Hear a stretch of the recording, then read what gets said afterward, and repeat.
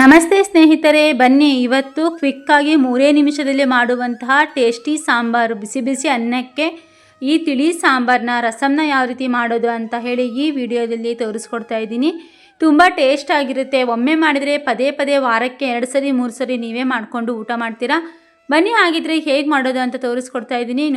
ಈ ಬಿಸಿಲಿನ ತಾಪಕ್ಕೆ ನಾವು ಮಸಾಲೆ ಹಾಕಿದಂತಹ ಪದಾರ್ಥಗಳನ್ನು ಸೇವನೆ ಮಾಡಿದರೆ ನಮಗೆ ಜೀರ್ಣವಾಗಲಿಕ್ಕೆ ತುಂಬ ಕಷ್ಟ ಆಗುತ್ತೆ. ಆ ಕಾರಣಕ್ಕೆ ಈ ರೀತಿ ತಿಳಿ ಸಾಂಬಾರನ್ನು ಮಾಡಿ ಊಟ ಮಾಡೋದ್ರಿಂದ ನಮಗೆ ಜೀರ್ಣಕ್ರಿಯೆಗೆ ತುಂಬ ಸಹಾಯ ಆಗುತ್ತೆ. ಹಾಗೆ ನಮಗೆ ಯಾವುದೇ ರೀತಿ ಅಸಿಡಿಟಿ ಆಗೋದಿಲ್ಲ ಈ ಸಾಂಬಾರಿಂದ. ಇದಕ್ಕೆ ಬೇಕಾಗಿರೋದು ಕೇವಲ 3 ಪದಾರ್ಥಗಳಿಂದ ಇದನ್ನು ಪ್ರಿಪೇರ್ ಮಾಡ್ಕೋಬೋದು. ಬನ್ನಿ ಹಾಗಿದ್ರೆ ಹೇಗೆ ಮಾಡೋದು ಅಂತ ಹೇಳಿ ವಿಡಿಯೋನ ಪೂರ್ತಿಯಾಗಿ ನೋಡಿ. ಪೂರ್ತಿಯಾಗಿ ವಿಡಿಯೋ ನೋಡಿಬಿಟ್ಟು ವಿಡಿಯೋ ಇಷ್ಟವಾದಲ್ಲಿ ಲೈಕ್ ಮಾಡಿ, ನಮ್ಮ ಚಾನಲ್ನ ಸಬ್ಸ್ಕ್ರೈಬ್ ಮಾಡಿ, ಹಾಗೆ ಬೆಲ್ ಐಕಾನನ್ನು ಪ್ರೆಸ್ ಮಾಡಿ. ಕೇವಲ 3 ನಿಮಿಷದ ವಿಡಿಯೋ ಇದೆ, ದಯವಿಟ್ಟು ಪೂರ್ತಿ ವಿಡಿಯೋನ ವಾಚ್ ಮಾಡಿ. ನೋಡಿ, ಕಾಳು ಮೆಣಸಿನಕಾಳು 8 ರಿಂದ 10, ಹಾಗೆ ಒಂದು 5 ರಿಂದ 6 ಖಾರಕ್ಕೆ ತಕ್ಕಷ್ಟು ಒಣ ಮೆಣಸಿನಕಾಯಿ, ಹಾಗೂ 1-2 ಟೇಬಲ್ ಟೀ ಸ್ಪೂನಷ್ಟು ಜೀರಿಗೆನ ಹಾಕಿಬಿಟ್ಟು ಇದನ್ನು ಚೆನ್ನಾಗಿ ಡ್ರೈ ರೋಸ್ಟ್ ಮಾಡ್ಕೊಳ್ಳಿ. ನೋಡಿ, ಸ್ವಲ್ಪ ಬೆಲ್ಲನ ನೀರಲ್ಲಿ ಕರಗಿಸ್ಬಿಟ್ಟಿಟ್ಕೊಂಡಿದ್ದೀನಿ. 1 ನಿಂಬೆಹಣ್ಣಿನ ಗಾತ್ರದ ಹುಣಸೆ ಹಣ್ಣು, ಹಾಗೆ ಡ್ರೈ ರೋಸ್ಟ್ ಮಾಡಿದಂತಹ ಮಸಾಲೆನ ಇಟ್ಕೊಂಡಿದ್ದೀನಿ. ಆನಂತರ ಸ್ವಲ್ಪ ಹೆಚ್ಚಿದಂತಹ ಕೊತ್ತಂಬರಿ ಕೂಡ ರೆಡಿ ಮಾಡಿ ಇಟ್ಕೊಂಡಿದ್ದೀನಿ.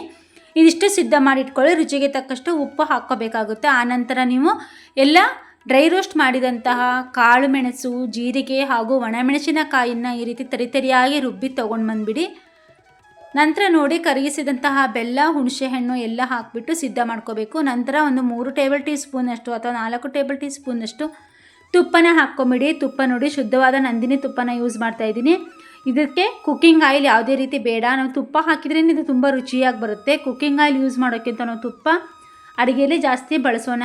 ಆನಂತರ ನೋಡಿ, ಸಾಸಿವೆ, ಸ್ವಲ್ಪ ಚಟಪಟ ಅಂದ ತಕ್ಷಣ ಜೀರಿಗೆ, ಹಾಗೆ ಒಣಮೆಣಸಿನಕಾಯಿ, ಕರಿಬೇವಿನ ಸೊಪ್ಪು, ಸ್ವಲ್ಪ ಇಂಗನ್ನ ಹಾಕಿಬಿಟ್ಟು ಇದನ್ನು ಒಂದು ಸ್ವಲ್ಪ ಒಗ್ಗರಣೆನ ರೆಡಿ ಮಾಡ್ಕೊಂಡು ಬಿಡೋಣ. ಆನಂತರ ನೋಡಿ, ನಾನು ಪೌಡ್ರ್ ಮಾಡಿಟ್ಟಂತಹ ಪೌಡರ್ನ ಅದಕ್ಕೆ ಹಾಕ್ತಾಯಿದ್ದೀನಿ.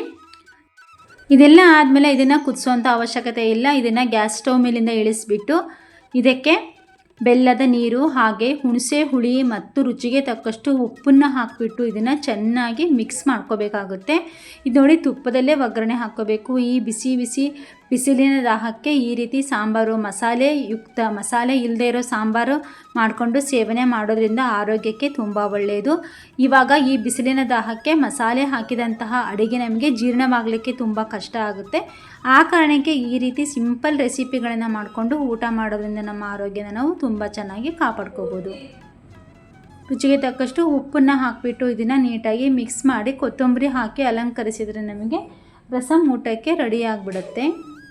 ವಿಡಿಯೋ ಇಷ್ಟವಾದಲ್ಲಿ ದಯವಿಟ್ಟು ವಿಡಿಯೋಗೆ ಒಂದು ಲೈಕ್ ಮಾಡಿ, ಹಾಗೆ ಫ್ಯಾಮಿಲಿ ಫ್ರೆಂಡ್ಸ್ಗೆ ಶೇರ್ ಮಾಡಿ. Thank you so much.